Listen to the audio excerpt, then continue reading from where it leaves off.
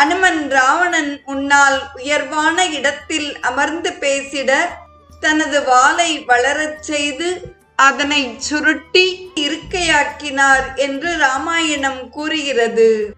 சூரனுக்கு கீழே இருந்து பேசுதல் முருகப்பெருமானின் பேரருளுக்கு இழுக்காகும் என்று நினைந்து வீரவாகு நின்ற பொழுது கந்தவேலின் அருளினால் இருண்ட நள்ளிரவில் 1000 கோடி சூரியர்கள் உதித்தார் போன்ற ஒளியுடன் ஓர் இருக்கை, அதாவது ஆசனம் அவ்விடத்தில் தோன்றியது.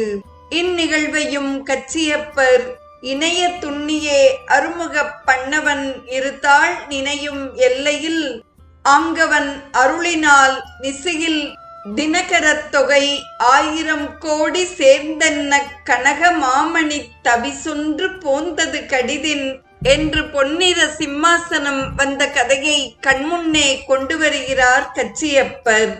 முத்தமிழுக்கு தலைவனான திருஞான சம்பந்தர் என்ற குழந்தைக்கு சிவபெருமான் தமது திருவருளால் முத்து பந்தலும் பல்லக்கும் வருவித்துக் கொடுத்தது போல் குமரவேள் வீரவாகு தேவருக்கு அரியணையை வருவித்து அருளினான்.